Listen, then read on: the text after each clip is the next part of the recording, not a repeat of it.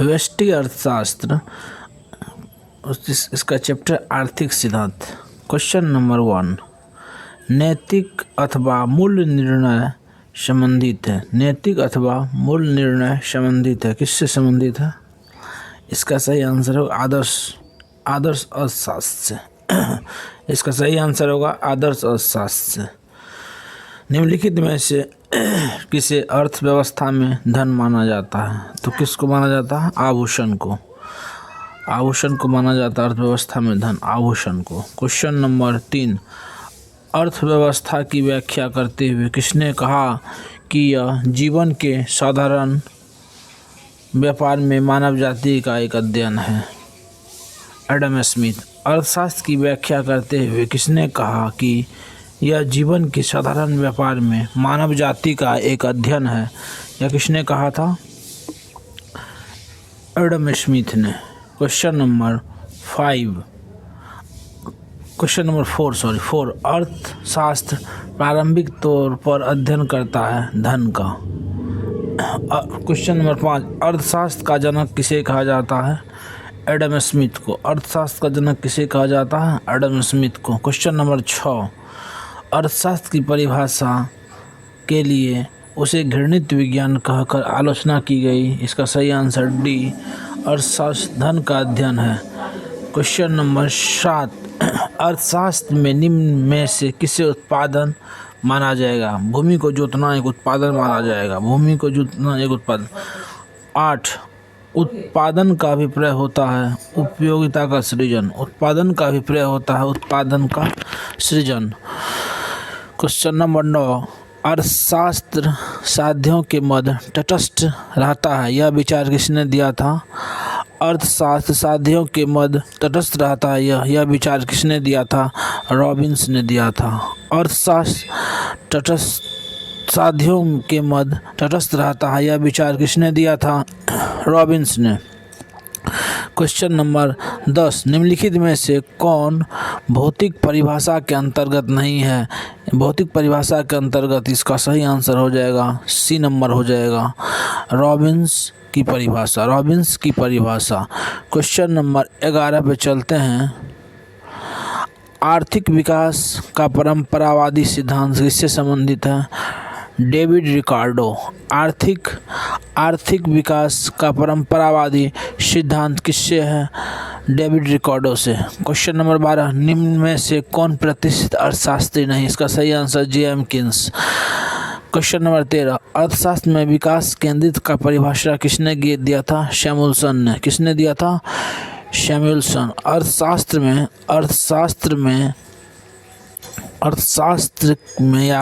की विकास केंद्रित परिभाषा किसने प्रतिपादित की थी? सैमुअल्सन द्वारा। क्वेश्चन नंबर 14, साम्य फर्म की अवधारणा किसने दी? साम्य फर्म की अवधारणा किसने दी? तो इसका सही आंसर होगा पीगू। साम्य फर्म की अवधारणा किसने दी? इसका सही आंसर होगा पीगू। क्वेश्चन नंबर 15, एक सिद्धांत है एक प्रमाणक परिकल्पना। एक सिद्धांत है एक प्रमाणक परिकल्पना का। क्वेश्चन नंबर 16, यदि एक सीधी मांग रेखा एक वक्र रेखीय मांग वक्र को स्पर्श करती है तो दोनों मांग वक्रों की लोच स्पर्श बिंदु पर एक होगी। यदि एक सीधी रेखा एक वक्र रेखीय मांग वक्र को स्पर्श करती है तो दोनों मांग वक्रों की लोच स्पर्श करती है। इसका सही आंसर ए नंबर होगा, एक होगी। क्वेश्चन नंबर 17, अर्थशास्त्र चुनाव का विज्ञान है, यह कथन किसने कहा था? रॉबिन्स ने। अर्थशास्त्र चुनाव का विज्ञान है, यह किसने कहा था? रॉबिन्स ने। अर्थशास्त्र चुनाव का विज्ञान है, यह किसने कहा? रॉबिन्स ने। क्वेश्चन नंबर 18, आर्थिक सिद्धांत सेटेरियस पेरिबस शब्द का प्रयोग बताता है कि अन्य बातें अस्थिर हैं। आर्थिक सिद्धांत सेटेरिस पेरिबस शब्द बताता है का प्रयोग बताता है कि अन्य बातें अस्थिर है, अन्य बातें अस्थिर है। क्वेश्चन नंबर 19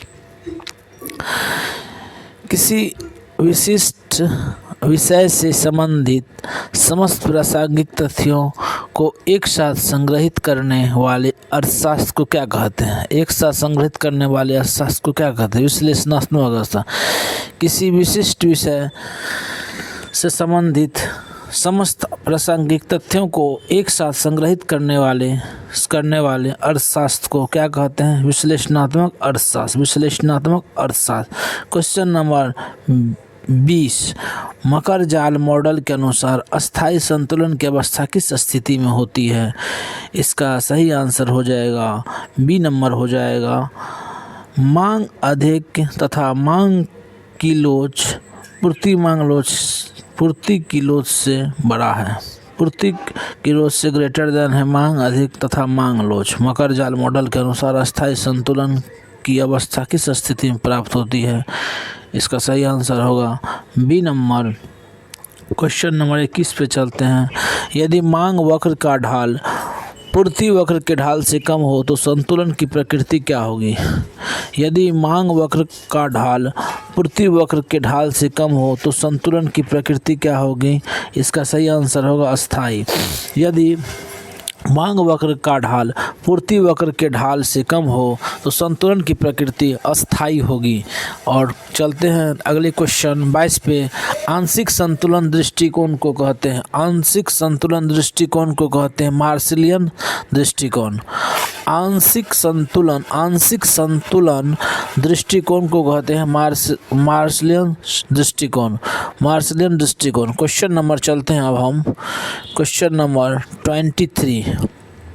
मांग व पूर्ति की अंतःक्रिया से कीमत का निर्धारण को प्रतिपादित किया किसने किया? B Marshall. किसने किया? मार्शल। मांग एवं पूर्ति की अंतःक्रिया से कीमत निर्धारण को प्रतिपादित किया मार्शल। क्वेश्चन नंबर चलते हैं हम 24। मांग एवं आपूर्ति वक्र का विच्छेदन बिंदु निर्धारण करता है।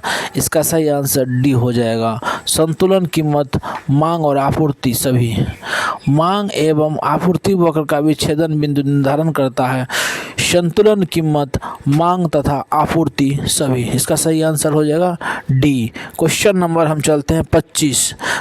मुद्रा की मांग है क्या है? मुद्रा की व्युत्पन्न मांग। मुद्रा की मांग क्या है? व्युत्पन्न मांग। मुद्रा की मांग क्या है? व्युत्पन्न मांग।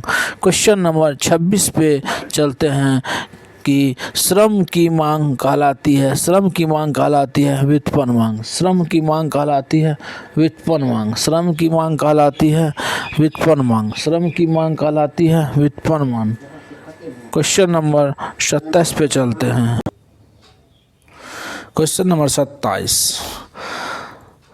साधनों की मांग को व्युत्पन्न मांग कहा जाता है क्योंकि?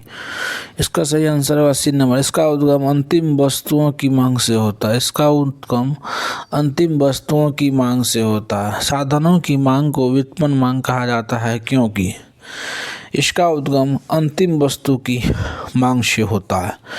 Question number 28।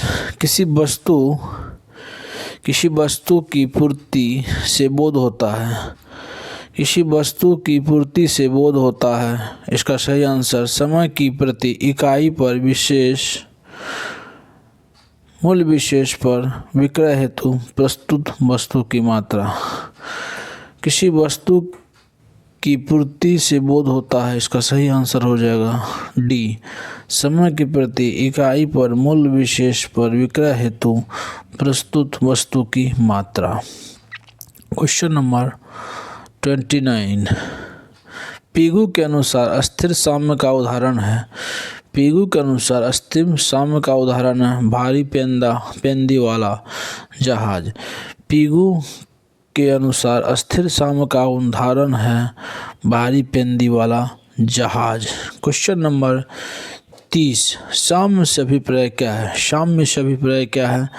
इसका सही आंसर होगा ऑप्शन ए परिवर्तनहीनता की स्थिति से है। ऑप्शन बी उस स्थिति से है जब उपभोक्ता को अधिकतम उपयोगिता प्राप्त होती है।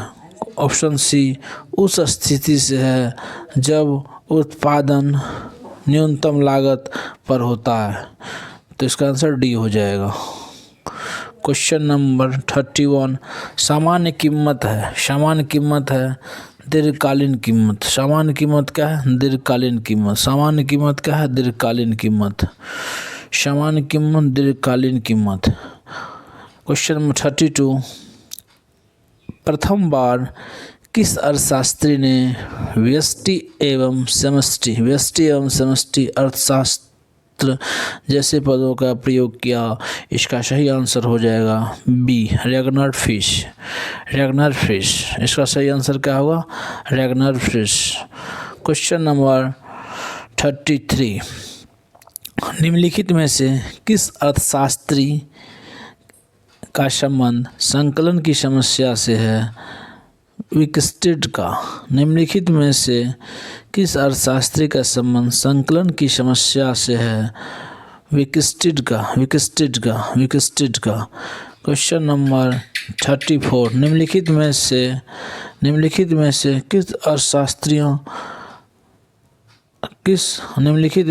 अर्थशास्त्रियों किस समूह ने बाजार अर्थव्यवस्था का समर्थन किया? इसका सही आंसर होगा एडम स्मिथ, रिकार्डो और जेके गैलब्रेथ। निम्नलिखित में से अर्थशास्त्रियों के समूह ने बाजार अर्थव्यवस्था का समर्थन किया? इसका सही आंसर हो जाएगा एडम स्मिथ, रिकार्डो और जेके गैलब्रेथ। क्वेश्चन नंबर 35 अर्थशास्त्र में आवश्यकता विहीनता का सिद्धांत। अर्थशास्त्र में आवश्यकता विहीनता का सिद्धांत किसने किया? तो जमशेद खुसरो मेहता, जेके मेहता। और आवश्यकता विहीनता का सिद्धांत किसने दिया? तो हो जाएगा आपको जमशेद खुसरो मेहता। क्वेश्चन नंबर 36 इच्छा विहीनता का सिद्धांत किसने दिया? वही जेके मेहता। इच्छा विहीनता का सिद्धांत किसने दिया? जेके मेहता।